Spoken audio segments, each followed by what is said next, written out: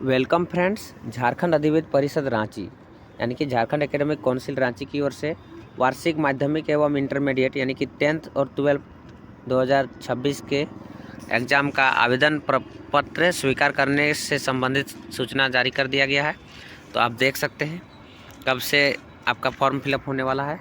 तो देखिए, एतद द्वारा वार्षिक माध्यमिक एवं इंटरमीडिएट परीक्षा 2026 में सम्मिलित होने वाले छात्र छात्राओं, उनके अभिभावकों, संबंधित संस्थानों में के प्रावधानों एवं पदाधिकारियों को सूचित किया जाता है कि परीक्षा से संबंधित परीक्षा आवेदन प्रपत्र परीक्षा परिषद के वेबसाइट पर एग्ज़ाम फॉर्म पोर्टल सेक्शन के माध्यम से निम्नवत कार्यक्रम के अनुसार ऑनलाइन स्वीकार किया जाएगा। ठीक है, एक कॉलम में आपका परीक्षा का नाम, जिसके लिए परीक्षा आवेदन प्रपत्र स्वीकार किया जाना है।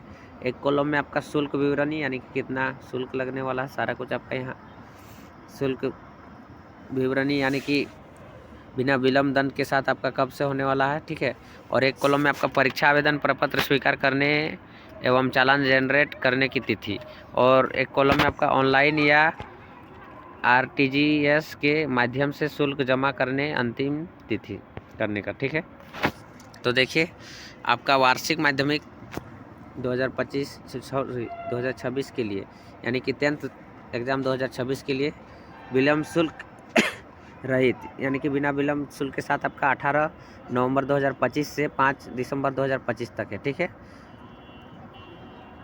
और ऑनलाइन आपका 8 दिसंबर 2025 तक इसमें अंतिम है। ठीक है, उसके बाद विलम्ब दंड के साथ आपका देख सकते हैं 6 दिसंबर 2025 से 12 दिसंबर 2025 तक है। ठीक है, और आरटीजीएस के तहत आपका शुल्क जमा करने की अंतिम तिथि आपका 15 दिसंबर 2025 तक है।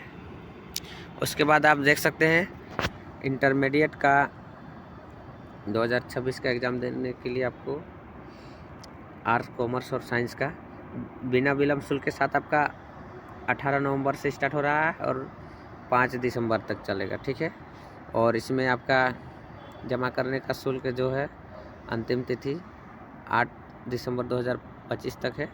उसके बाद विलम्ब शुल्क सहित आपका 6 दिसंबर 2025 से 12 दिसंबर 2025 तक होने वाला है। इसमें आपका 15 दिसंबर 2025 तक अंतिम तिथि है, ऑनलाइन या फिर आरटीजी के माध्यम से शुल्क जमा करने का तिथि। ठीक है, ऐसा देखा जाता है कि पोर्टल प्रारंभ होने के बाद छात्रों से परीक्षा आवेदन प्रपत्र भराया जाता है ना। कई बार ऐसा हुआ है कि पोर्टल खुलने के बाद भराया जा रहा है। ठीक है, भरा हुआ परीक्षा आवेदन प्रपत्र छात्रों से प्राप्त करने में विलम्ब होती है। ठीक है, बहुत से ऐसे छात्र का भी देखा जाता है। ठीक है, विलम्ब होने की स्थिति में संस्थान द्वारा काफ़ी हड़बड़ी में पोर्टल पर परीक्षा आवेदन प्रपत्र भरा जाता है। सही कहा गया है, क्योंकि लेट हो जाता है तो टाइमिंग कम रहता है, तो उसमें भरने में हड़बड़ी में भराया जाता है। ठीक है, जिससे कई त्रुटियां सामने आती है, बहुत से स्टूडेंट का नाम, रोल नंबर, ये फिर और भी कुछ गड़बड़ियां हो जाती है। और आप जानते ही हैं कि आगे भविष्य में कितना इसका महत्व होता है, क्योंकि मैट्रिक इंटरमीडिएट सबसे ज़्यादा तो मैट्रिक का बता सकते हैं, आप जानते होंगे ज़रूर। तो बहुत दिक्कत हो जाता है आगे सुधारने में, या फिर कहीं कोई चीज़ का जॉब अपडेट में आप भरते हैं, अप्लाई करते हैं तो उसमें। ठीक है, तो देखिए, आवेदन प्रपत्र भरने से छूटने की समस्याएं देखी गई है। इन्हीं सभी कारणों से छात्रहित में परिषद द्वारा परीक्षा आवेदन प्रपत्र स्वीकार करने से संबंधित पोर्टल प्रारंभ करने के पूर्व परीक्षा आवेदन प्रपत्र परिषद के पोर्टल पर अपलोड किया जा रहा है। ठीक है, ताकि ससमय भरा हुआ परीक्षा आवेदन प्रपत्र छात्रों से प्राप्त कर छात्र से संबंधित संस्थान स्तर पर उपलब्ध डाटा यानी LOS से इसका मिलान किया जा सके। सभी संस्थान प्रधानों से अनुरोध है कि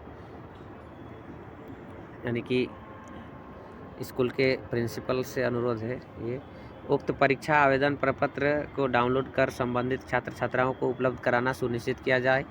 परीक्षा में सम्मिलित होने वाले छात्र छात्राओं का LOS यानी कि लिस्ट ऑफ स्टूडेंट तैयार कर लिया जाए। ठीक है, भरे हुए परीक्षा आवेदन प्रपत्र छात्र छात्राओं से प्राप्त कर तैयार किए गए लॉस से मिलान कर लिया जाए ताकि छोटे छात्र छात्राओं के संबंध में वास्तविक स्थिति ज्ञात हो सके। ठीक है। परीक्षा आवेदन प्रपत्र छात्रों के पंजीयन संख्या के अनुरूप स्वीकार की जाती है ना। पंजीयन जो संख्या होता है उसी के अनुरूप होता है। कई ऐसे मामलों में देखा गया है कि संस्थान द्वारा दूसरे छात्र का पंजीयन संख्या पोर्टल में भरकर परीक्षा आवेदन प्रपत्र जमा कर दिया जाता है और परीक्षा आवेदन प्रपत्र जमा करने वाले वास्तविक छात्र परीक्षा आवेदन प्रपत्र भरने से वंचित हो जाते हैं और इसका ज्ञान उन्हें परीक्षा के लिए प्रवेश पत्र निर्गत होने के बाद होता है, यानी कि एडमिट कार्ड जब मिलता है तब उसको पता चलता है। फलतः उनके द्वारा परिषद कार्यालय में परीक्षा आवेदन प्रपत्र स्वीकार करने हेतु अनुरोध किया जाता है। ठीक है। संस्थान की ऐसी चूक से संबंधित छात्र का एक शैक्षणिक वर्ष बर्बाद हो जाता है और स्टूडेंट का लिए आपको तो पता ही है कि 1 साल कितना महत्वपूर्ण होता है। अतः परीक्षा आवेदन प्रपत्र भरने के लिए सही पंजीयन संख्या का उपयोग करना सुनिश्चित किया जाए, यानी कि पंजीयन संख्या आपको सही भरना है। ठीक है। ये प्रिंसिपल के लिए है। तो नोट में दिया गया है 17 नवंबर 2025 से परिषद पोर्टल पर परीक्षा आवेदन प्रपत्र स्वीकार करने से संबंधित आवश्यक दिशा निर्देश एवं शुल्क विवरणी उपलब्ध होगा, जिसका अक्षरश अनुपालन करना सुनिश्चित किया जाए। तो आई होप आप सभी को वीडियो समझ आ गया होगा दोस्तों। कुछ भी डाउट्स हो तो बेझिझक आप कमेंट कीजिए, मैं ज़रूर बताऊंगा जहां तक हो सकेगा। और मिलते हैं ऐसे ही नेक्स्ट वीडियो में, तब तक के लिए जय हिंद, वंदे मातरम।